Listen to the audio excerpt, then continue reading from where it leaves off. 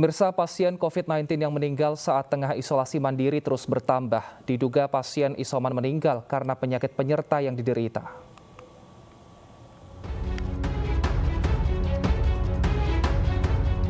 Tim relawan pemulasaran mengevakuasi jenazah seorang lansia bernama Samino yang meninggal saat isolasi mandiri di ruko kawasan Gambir, Jakarta Pusat. Penyakit jantung diduga menjadi penyebab korban meninggal secara mendadak. Evakuasi jenazah sempat terkendala kepengurusan dokumen yang diminta puskesmas tempat. Usai berhasil dievakuasi, jenazah dibawa petugas ke TPU Rorotan Cilincing, Jakarta Utara untuk dimakamkan sesuai protokol COVID-19.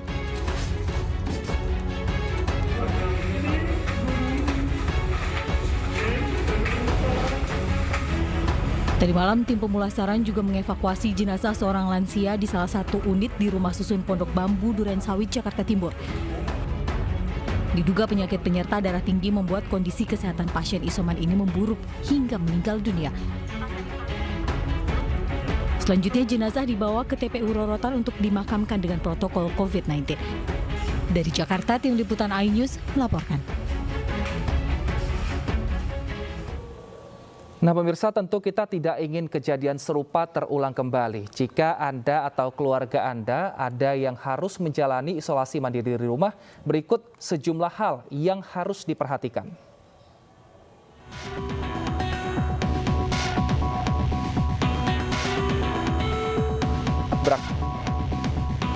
Orang lain di rumah Anda.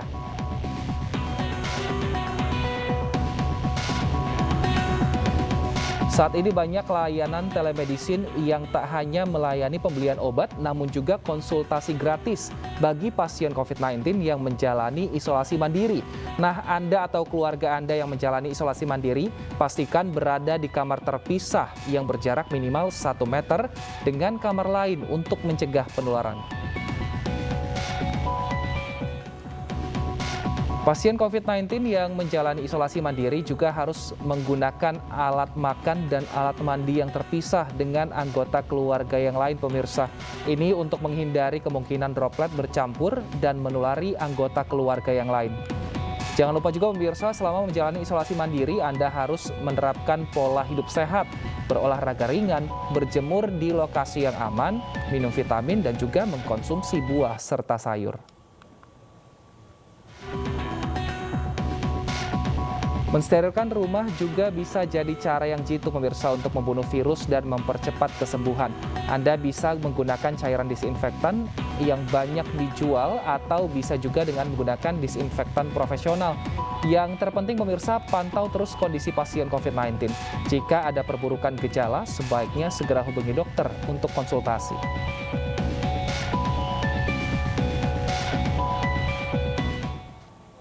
Pemirsa, saat ini bagi pasien COVID-19 tanpa gejala hingga bergejala ringan, ada 4 fasilitas kesehatan yang disiapkan Pemprov DKI Jakarta, RSDC Wisma Atlet, Rusun Nagrak, Rusun Pasar Rumput, dan Asrama Haji Pondok Gede. Di Wisma Atlet saat ini sudah terisi 62,5%. Namun di 3 fasilitas lain, yakni di Rusun Nagrak, Rusun Pasar Rumput, dan juga Asrama Haji Pondok Gede, keterisian tempat tidur masih di bawah 20%. Langsung kita menuju ke Nadia Raisa di Rusun Nagrak dan Mahathir Mohamad di Rusun Pasar Rumput. Kita ke Nadia terlebih dahulu. Selamat siang Nadia, bagaimana jalannya perawatan pasien di Rusun Nagrak dan apa saja fasilitasnya di sana? Ya Wilson, memang untuk saat ini jumlah pasien COVID-19 yang melakukan isolasi di Rusun Nagrak Cilincing, Jakarta Utara sudah semakin berkurang.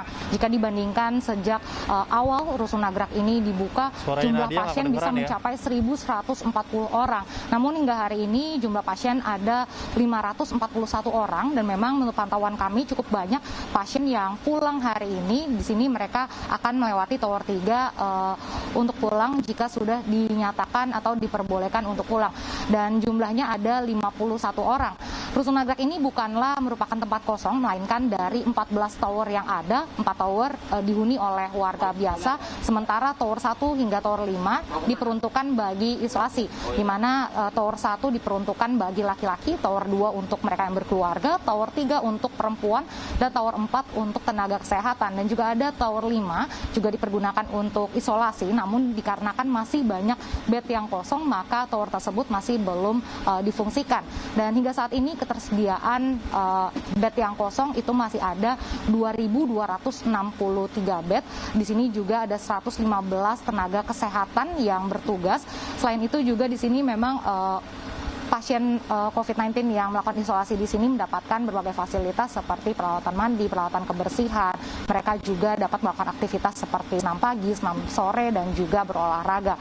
Oleh karena itu, jika ada warga yang terpapar COVID-19, Rusun Nagrek bisa menjadi pilihan dengan tentunya mengajukan persyaratan seperti hasil PCR test positif dan juga adanya rujukan dari puskesmas ataupun rumah sakit. Nah, untuk mengetahui bagaimana situasi di Rusun Pasar Rumput, kita akan terhubung dengan rekan kami Mahathir Muhammad. Ya, Mahathir.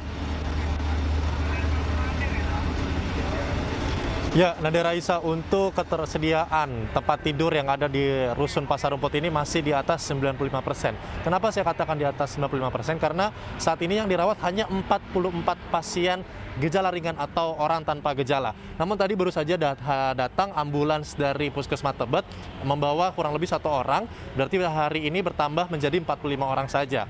Untuk memang ketersediaan sendiri memang dari Menteri PUPR dan Pemprov DKI ini menyiapkan 3 tower. Tower pertama, tower 2, dan tower 3. Yang masih diisi tower 1 dulu, ketika nanti tower 1 sudah penuh, baru nanti dialihkan ke tower 2 dan tower 3.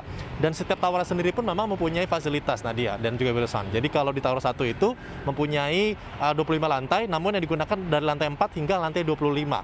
Setiap lantai dari lantai 4 hingga lantai 25 itu mempunyai 698 unit.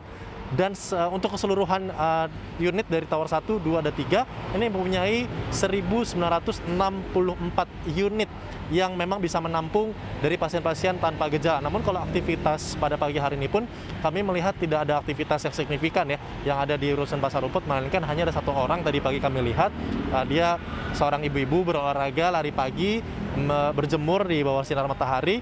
Namun kami tidak melihat ada pasien-pasien lain. Bahkan kami berdiri saat ini pun, ini kami sudah berdiri di zona merah karena memang ini tempat yang cukup terisolasi, karena di belakang kami adalah sudah zona merah ya, jadi kami tidak bisa mendekat lagi ke sana.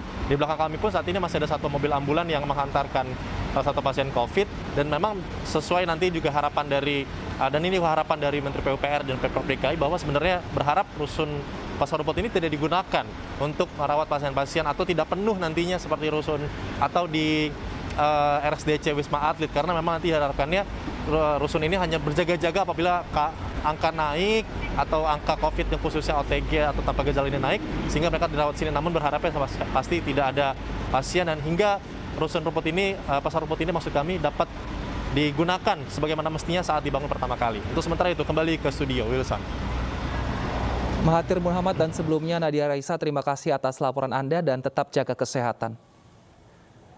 Pemirsa, usai jeda, insentif tenaga kesehatan di Kota Bekasi sejak Januari hingga Mei ternyata belum dibayarkan. Selengkapnya kami hadirkan usai jeda berikut.